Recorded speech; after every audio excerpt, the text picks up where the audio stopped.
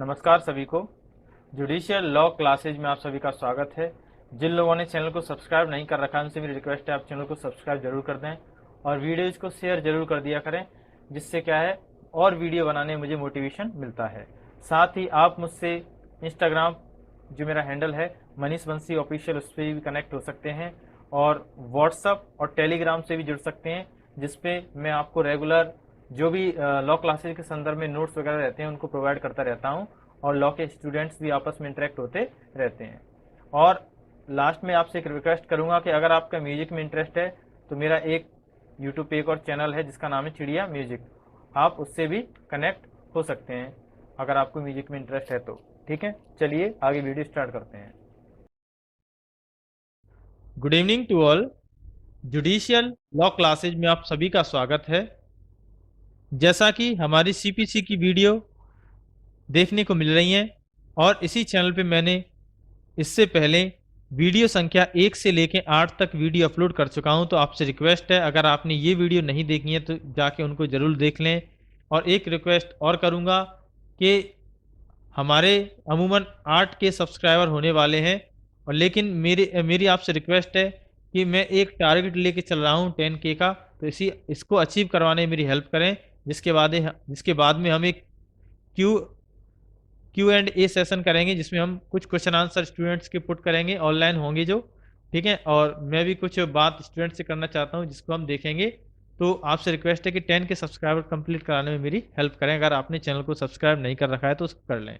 ठीक है, तो 9th जो क्वेश्चन है उसको हम देख लेते हैं कि किन परिस्थितियों में एवं किस प्रकार कमीशन जारी किया जाता है, या कमिश्नर की शक्तियों का भी उल्लेख इसके संदर्भ में हम देखेंगे।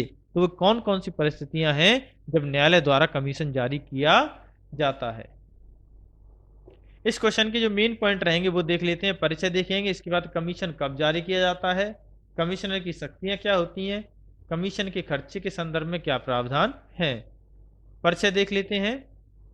परिचय में क्या है, सभी कार्रवाइयां पक्षकारों के समक्ष अपेक्षित की जाती हैं, यानी न्यायालय में जितनी भी कार्रवाई होती हैं अपेक्षा यह की जाती है कि पक्षकारों के समक्ष हो।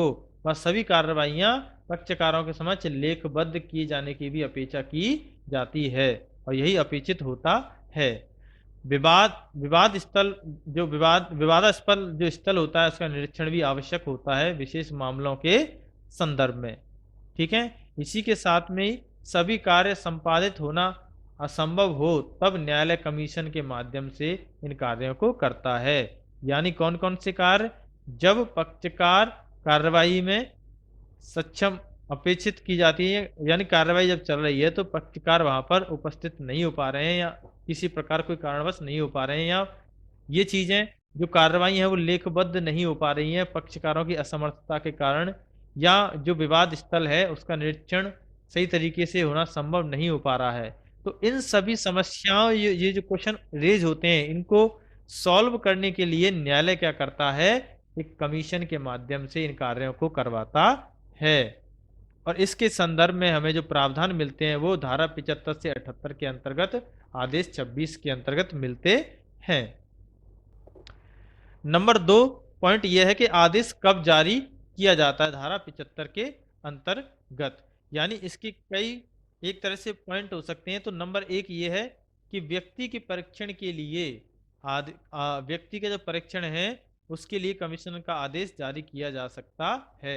जो क्षेत्राधिकार में निवास करता हो, उपस्थिति हेतु मुक्त हो या असमर्थ हो, तब अगर न्यायालय चाहे तो न्यायालय के ये स्वविवेक पर निर्भर करेगा कि वह कमीशन जारी करे या ना करे। लेकिन इसका एक उदाहरण भी देख लेते हैं। हर किसी के लिए जारी नहीं किया जा सकता है, जैसे कि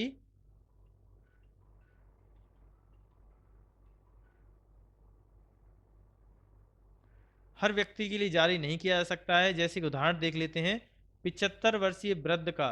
इसमें क्या है, अगर एक 75 वर्षीय वृद्ध है, अगर उसकी इस प्रकार की स्थिति है कि वह आने में पूरी तरह असमर्थ नहीं है या उसे फ्रैक्चर हो चुका है, तो न्यायालय चाहेगा कि उसके लिए कमीशन जारी कर दे, जिससे जिससे जो भी न्यायालय की कार्रवाई है उसके संदर्भ में कार्रवाई समय पर संपादित हो सके।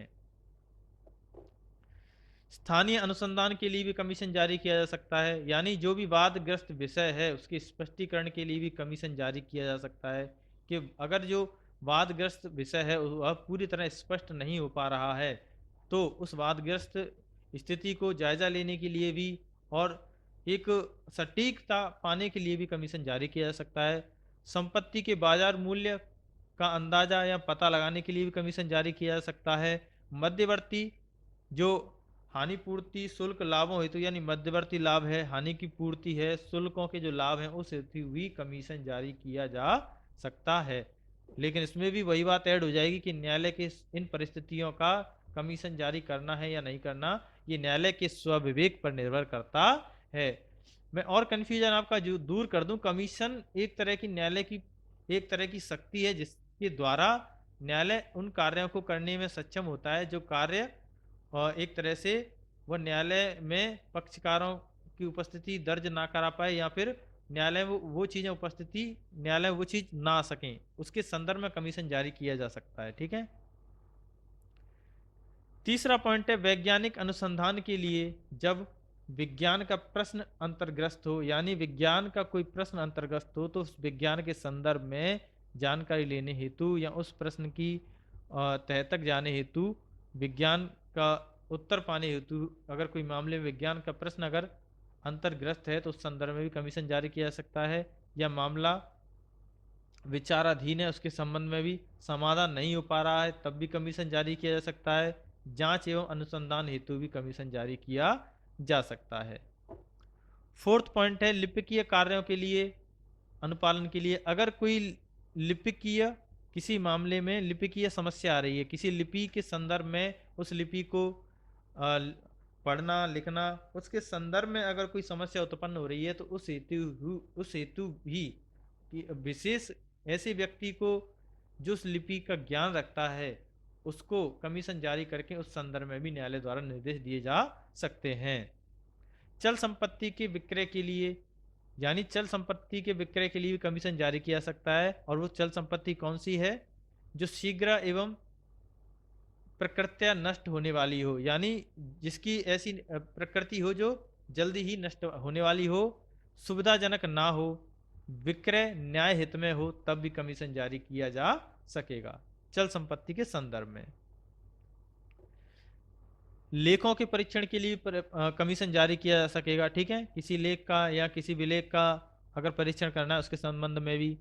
अचल संपत्ति के बंटवारे के लिए अगर अचल संपत्ति के बंटवारे की समस्या का अगर सामना करना पड़ रहा है तो न्यायालय ऐसे निर्देश देकर एक कमीशन जारी कर सकेगा जिससे आसानी से बंटवारा किया जा सके। या न्यायालय का अगर कोई निर्णय है उसके अगर न्यायालय के निर्णय अगर बंटवारे के संदर्भ में है तो उस बंटवारे की समस्या को सॉल्व करने के लिए भी कमीशन जारी किया जा सकेगा।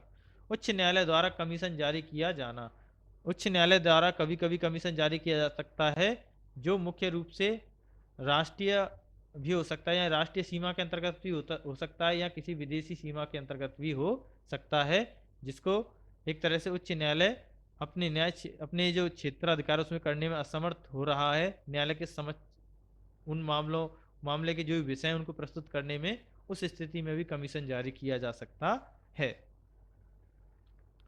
नंबर 3 पॉइंट है कमिश्नर की शक्तियां नियम 16 के अंतर्गत। तो कमिश्नर की शक्तियां क्या होती हैं? व्यक्तियों को बुलावा परीक्षा के लिए परीक्षा ले सकता है, व्यक्तियों को जो ही संबंधित मामले के व्यक्ति उनको बुला सकता है, उनकी परीक्षा ले सकता है। नंबर 2 दस्तावेजों की जांच हेतु उनको मंगा सकता है दस्तावेजों को।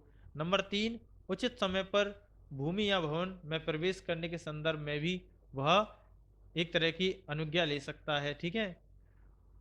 नंबर 4 जो कमिश्नर होता है वो न्यायाधीश के समान नहीं होता है, उसकी शास्ति अद्रूपित नहीं होती है उस प्रकार की। ठीक है, लेकिन आवेदन कर सकता है उस प्रकार की, अगर किसी शक्ति उसे चाहिए उस शक्ति की प्राप्ति के लिए वह आवेदन कर सकेगा। कमिश्नर द्वारा एक पक्षीय कार्रवाई की जा सकेगी। ठीक है, ये शक्तियां रहती हैं।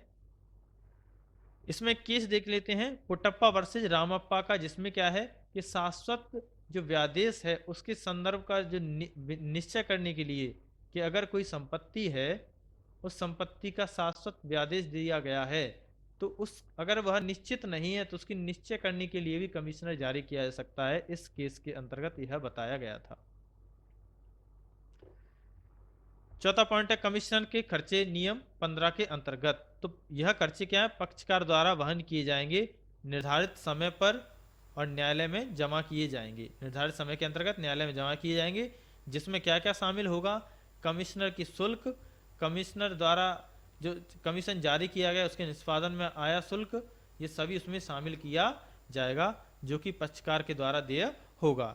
ठीक है, तो ये थी हमारी आज की वीडियो कमीशन के संदर्भ में। ठीक है, कमीशन के संदर्भ में आशा करता हूँ ये वीडियो आपके लिए हेल्पफुल रहे। इसी प्रकार की वीडियो के लिए चैनल को सब्सक्राइब जरूर कर दें। Thank you.